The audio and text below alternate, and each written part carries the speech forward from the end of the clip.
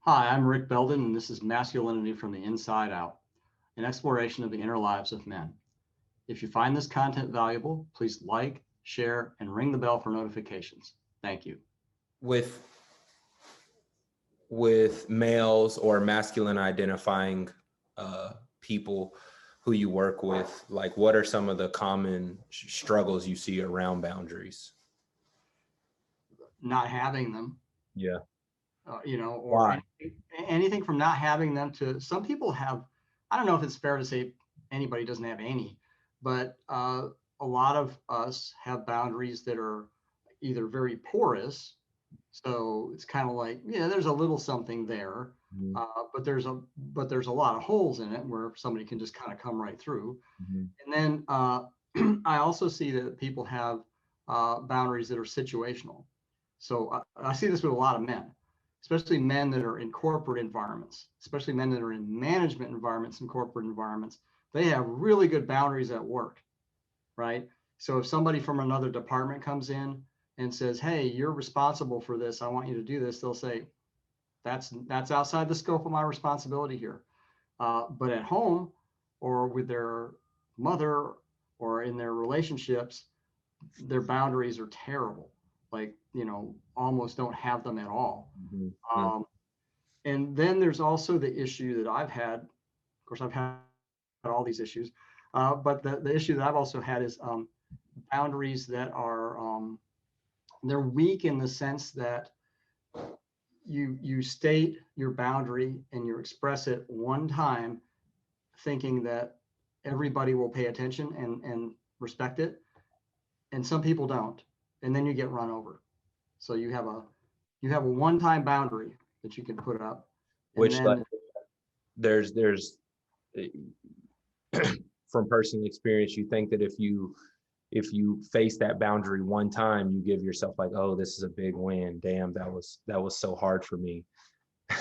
But you don't realize that like the boundary is something that you have to kind of like patrol and guard yes, and yeah, it's not a one time action or display or whatever, amping up the energy to do it one time. It's a ongoing thing. yeah, and it could be with the same person, it could be with different people, it could be in the same situation, or it could be in other situations that are similar but not the same. Mhm. So a lot of the time when I'm talking with with men that are in like executive positions, like I said, management and so forth, they're run their own business, anything like that.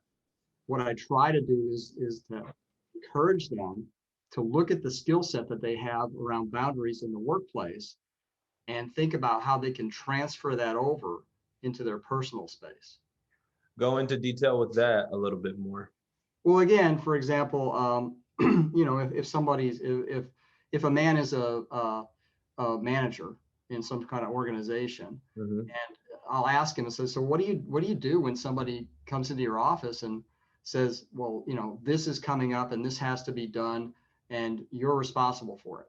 And it's not your boss, it's just one of your peers or somebody from another department. And they just come in and demand that you do it. What do you do? Well, I tell them that that's outside the scope of the responsibility. I try to point them in the direction of somebody that can help them, but I don't accept it. I don't accept it as something I need to do. Hmm. And then I ask them, well, what if it's your wife? What if it's your mother?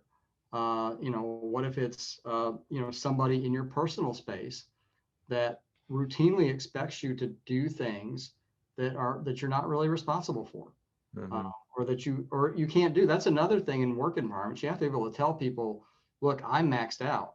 My team is maxed out. Even if it is in your area of responsibility, you have to be able to set that boundary that says we can't take any more right now. And so that would be another work example. And then, like, how do you transfer that into your personal environment? Well, if you feel like you can't take on any more activities and somebody has a list for you, or somebody is demanding at home that you do something for them, it's okay to say, look, I'm maxed out.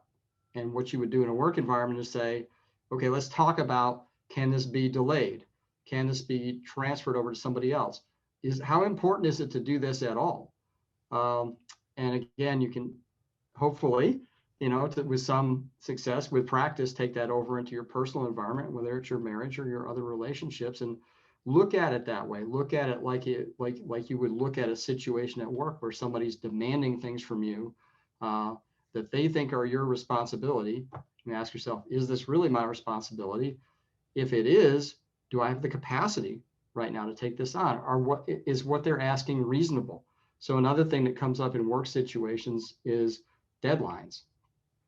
The person may come in, and it might be your boss, and tells you, I want you to do X, and we need it done by next week. And even whether you look at it and go, do I have the capacity to do that, first of all, or does my team? And also, is this even reasonable? Because people ask you to do unreasonable things all the time just because they want them. So, I mean, how do you avoid the trap? How does a man avoid the trap of losing compassion, empathy, human understanding, if he's trying to take that skill set of creating boundaries from the workspace to the professional space? Because initially I see that as something that could be maybe counterproductive if he's not careful. It's like, I'm just going to take this work attitude, or better yet, this work identity right home. So how does he take the skills, or the knowledge of what to do with the boundaries, and not pretty much be a CEO at home? Well, first of all, I don't really think of it as an identity. I think of it as you said, a skill set, or an approach, or a methodology. And of course, if your boss comes into your office and said, "Hey, I need you to do this by such and such," and you realize you have to tell them, I can't. So what can we do instead? You don't start by saying, "Well, I love you, but I can't do that for you." Yeah. That's like, even if you do, you probably wouldn't say it. But at home, yeah, it's like the approach is different because it's not a professional approach; it's a personal approach. And so that means that you have all these other options available to you in terms of how you express it, to let the other person know, look, I know this is important to you, and I'd really like you to have it. Let's talk about the best way for you to do it, for you to get it, for whatever it is, and kind of work it out. But you can preface it and you can frame it with the understanding that I know that this is important to you, and I really care about you, and I want you to have what you want, but this isn't something I can do for you right now, or this isn't something I can do for you at all. What do you feel? What are some of the big reasons you feel that the ability to transfer the skill set? Now, of course, we could go deep into why there is the disconnect, but why do you think so many men struggle with this immediate disconnect? Like, because what I've lived and what I've seen is that we don't lack the skill set. We lack the ability to implement it. And the experience of doing it. And also the experience of recognizing that this is a situation where I need to do it. Mm-hmm. That's what's missing a lot of time, at least in my experience. I've seen it with other people, is that, like, when I tell people that they have the option, so many times, Chris, people have told me they're in a pattern where they do things that involve not having good boundaries, and it hurts them. It results in bad outcomes. It wears them out. And I'll ask them, why do you do that? And they'll tell me, well, I don't have any other option. That's that single point thinking that people are in. Mm-hmm. And then we have a discussion about it. They start to realize it's like, well, I do have an option. So I think the first order of business is helping people understand that they're not on a single track where they just have to keep going down that track. They can actually do something else.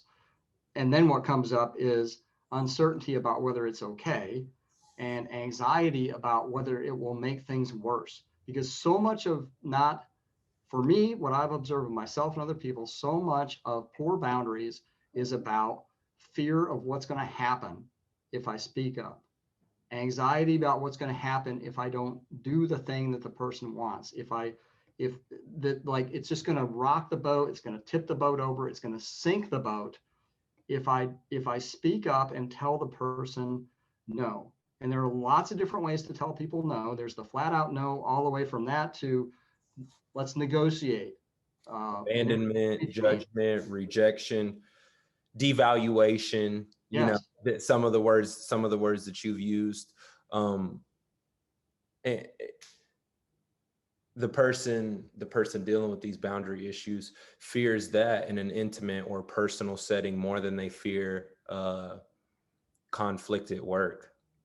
Much more. It Yeah, almost it I feels would like life or death because of trauma and conditioning. exactly. And that's so good that you said that because something was just coming up along those lines. So for me, in the family where I grew up as a child, there was no concept of negotiating anything. So it was just like, do what you're told. That's it. And so I took that into the work environment as an adult. And so I got abused by being overworked and overtasked Mm-hmm. for years until I started to observe what other people were doing. And Mm-hmm. I started to realize that, like, oh, I actually need to stand up. I need to set limits. I need to be clear about what I'm capable of doing, about what I think is reasonable, about what's really my responsibility. But it was easier to do it in that environment because I was always like, if it doesn't work out, I'll just go somewhere else. You know, I'll just find another job somewhere else, which I did a bunch of times. Um, and probably if I had been more skillful and experienced and confident in setting boundaries, I wouldn't have had to change jobs so many times. Mm-hmm. But the fact is that in a professional environment, typically, there's always that knowledge that, like, I can just skate out of here. I can go somewhere else and start over. You can't do that in your personal, well, you can, but that's a much bigger sort of endeavor in a personal relationship, in a marriage, in a family, with someone that you've been in a relationship, whether it's a friend or an intimate, like for years. The risk and the feeling of the potential cost is just so much higher. I also think, like, it's important to note here that the boundaries aren't always the core issue. The lack of boundaries could express a symptom of another phenomena that's going on. So to explain that, I mean, like, so the boundaries could struggle, but they are struggling because what you've created in your personal life is a reflection. It's a mirror of what you experienced in childhood. So Mhm. you somehow you've attracted this same dynamic, this same reality where you're in your personal life at home and you're dealing with dull anxiety, discomfort, fear. You've got elevated cortisol levels at home. And okay, that's happening because of your lack of boundaries. But I think a further question to ask, which could lead somebody deeper, into some deeper work, is, well, like, how did I recreate this atmosphere anyway? Mhm. Yeah. So what do you think might be going on there? I think anything that you don't heal, you repeat. I think we somehow we attract our experience consciously, but mostly subconsciously. We attract these things that we attract experiences that are going to help us kind of fulfill a loop, fulfill Mhm. fulfill fulfill a loop that's given us pain. Right.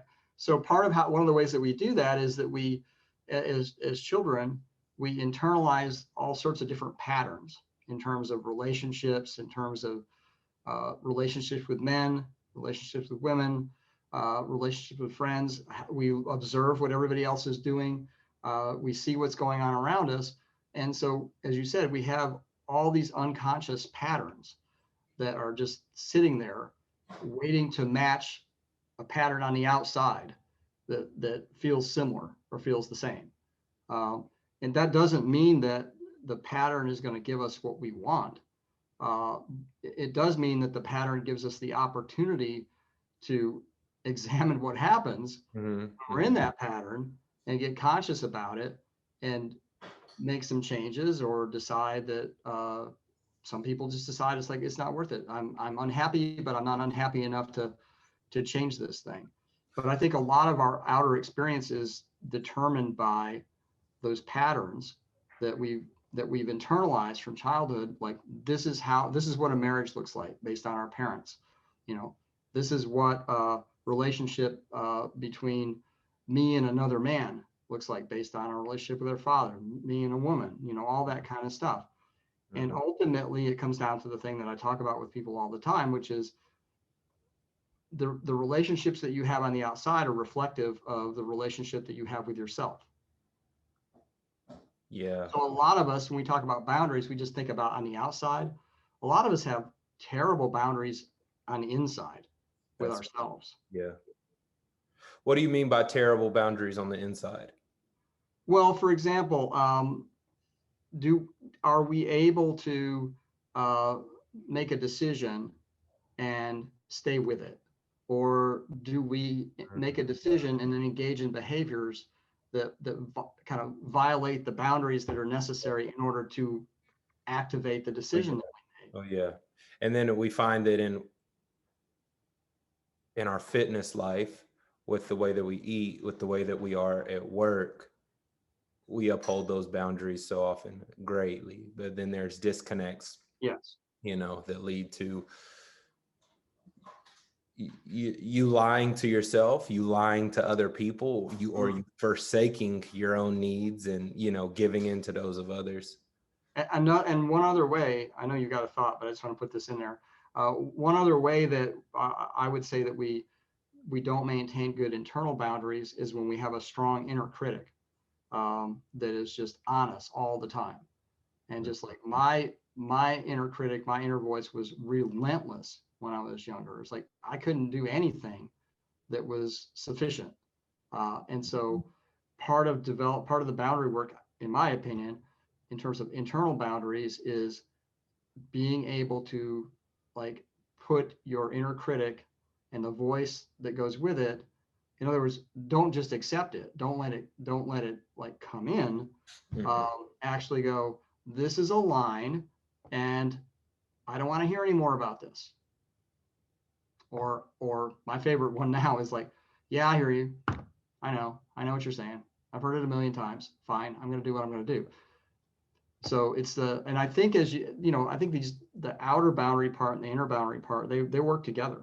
So if you're exclusively focused on your outer boundaries and you do no work on your inner boundaries within yourself, the outer boundary part just isn't you're not gonna get very far. That's super valuable. That is super valuable.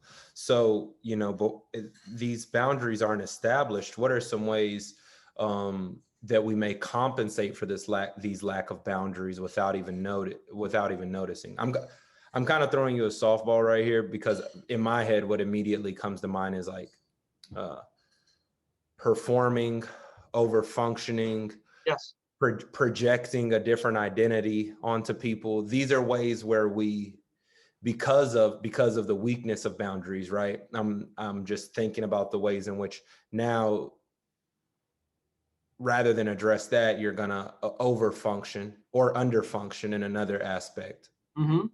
Yeah. That's it. That's an interesting point too. The under functioning part, because a lot of people oscillate between the two. Mm-hmm. And they over function to the point where they're just burned out or blown out, Mm-hmm. and then they start to underfunction. I've done this in relationships before where I overperform, I overcommit, I overfunction, and I get to the point where it's just like, oh my god, I'm just like, I'm worn out, and then I flip into underfunctioning, and the other person's like, what happened? Why did everything change? I think, and also I've seen this many times where uh, a male or a masculine figure becomes so much more agreeable and submissive in their relationship than what their true personality is, than how they are in Why do you with their why do friends. you think why do you think that happens? Well, they can't be real. They can't be real or authentic with their partner. So I think whenever you meet that gap, it's either, okay, I'm going to turn into hyper masculinity and Mm-hmm. be completely dominant because I can't set that boundary, or I'm going to become completely submissive and just Mm-hmm. go along with anything. And I've seen that a lot. I've seen both of those in a lot of different ways. Yeah, I think it's easy to see examples of both of those. Yeah, yeah. Uh, so what do you think the fear is that might drive a man to either one of those extremes as a result of not being able to set and express and maintain reasonable boundaries in a relationship that he's in with a woman? What do you think the fear is that stops him from doing that, if there is one? I feel I feel as though um the of course I feel like it stems from childhood. And so in detail, I feel like it's rather than a lot of times we're faced with when we're young to in order to keep the attachment to one or both parent figures, that we have there's an amount of ourselves that we have to suppress. And so we learn that in order to keep the attachment, we're going to suppress our authenticity. Uh-huh. I've learned that primal to our nature as human beings, we have to be authentic and we have to be attached. Like those aren't things that you can sacrifice and survive, you know. As the animals, you know, the organisms that we are. And so I think it's a learned response that, well, the attachment can be kept if I sacrifice my authenticity. And so I think it's just a reenactment of that. So there's a fear of being left, right? Mm-hmm. Which can be it can be really debilitating. And a lot of the time, I think people aren't necessarily aware of how big it is for them. And so, yeah, I think you nailed it pretty well in terms of how does this get started and how does it continue to replicate itself? Because I think and I can't speak for women because I'm not a woman, but I feel certain that for a lot of men, being authentic is a challenge. Being authentic in a relationship is with a woman is even a bigger challenge in a lot of ways because, as you said, you're recreating a lot of those dynamics that you experienced as a little boy with your mother and your father. And so that sort of stuff starts firing up under the surface and you're not really necessarily aware of it. um, and some of it has to do with how you define your value as a man and as a human being. And so for a lot of men, they define their value through performance. Yeah. What am I doing that Yeah. somebody can look at or, obtain value from Mhm. that tells them that, like, okay, this guy is worth being around. I think, like, I mean, and I think that that's such a great point you brought up. It's important. It's important. Well, we could have a whole conversation about not attaching your value to performance, but being that a lot of times is already established, you bring that into the relationship. And so you're in relationship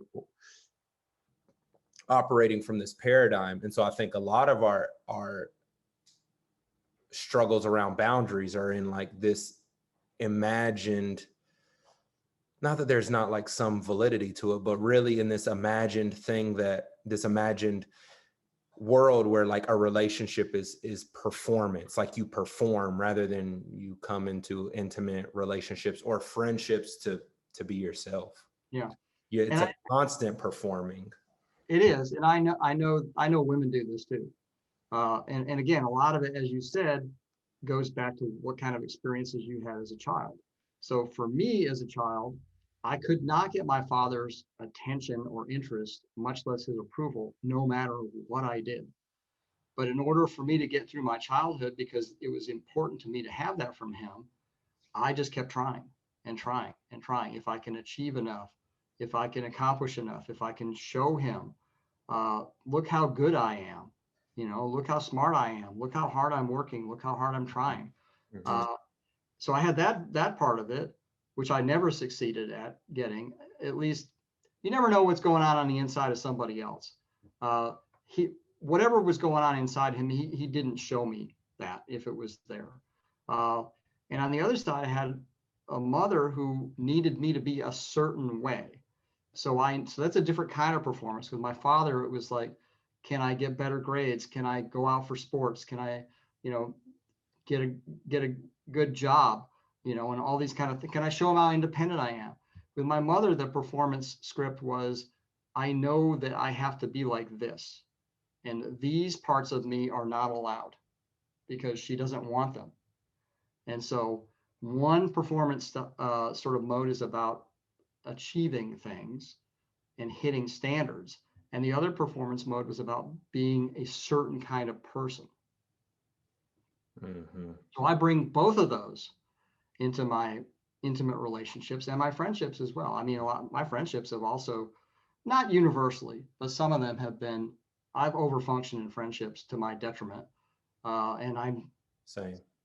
finally realizing it and decided I don't like that. But then you realize it, you make the decision, I don't like that, I don't want to do it anymore. And it's like, I'm not sure how else to do this because it's the only way I've ever done it. Right. Yeah. And then Right. there's a fear that comes up of like, well, okay, I Not really gonna have don't any want to do friends. this. Yeah. Yeah, exactly. Yeah, Yeah.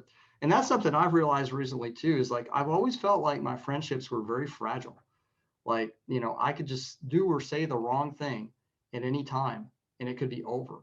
And it's Mm-hmm. happened to me. And Mm-hmm. I didn't know why. Mm-hmm. And lately I've begun to realize it's like, it's this performance thing. It's Mm-hmm. this over functioning thing. Mm-hmm. And I've also found, Chris, and I have to like take responsibility for this part too.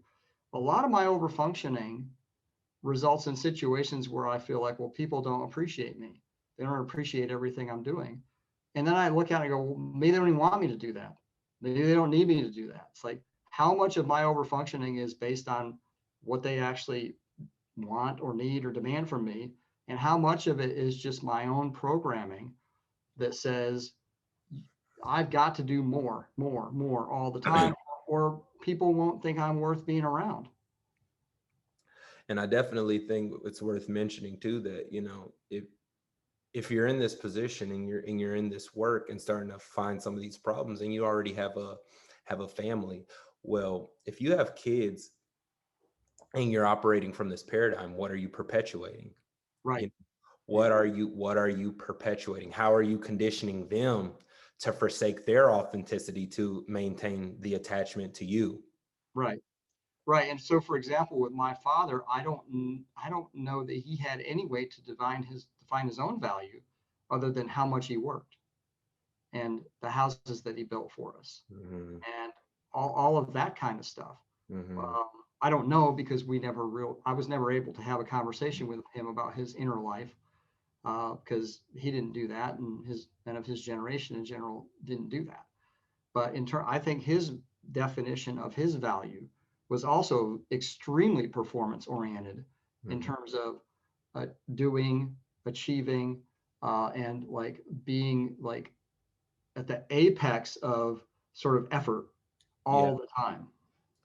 And you know, obviously, like this shows you how all of it works together. This shows you how all of it works together. Like the cultivation of your inner life will allow you to create some space between identifying between your performance and your self-worth. And Mm-hmm. as you create that space, that allows more self-actualization to occur. And to make it simple, then you can ask better questions about yourself. You can notice what else is there. You know, we have these discussions, but it's just so important to know, like, it's never going to be just one thing. You know, Right. it's a everything in reality. And especially within a human organism, there's so many dynamics going on. Yeah. What's up? This is Chris Wilson. Thank you so much for checking out the content, and I hope you found value within it. If you did, please like, subscribe, and share, as it helps the channel grow and helps me continue my work of seeking deeper truths and sharing it with the world.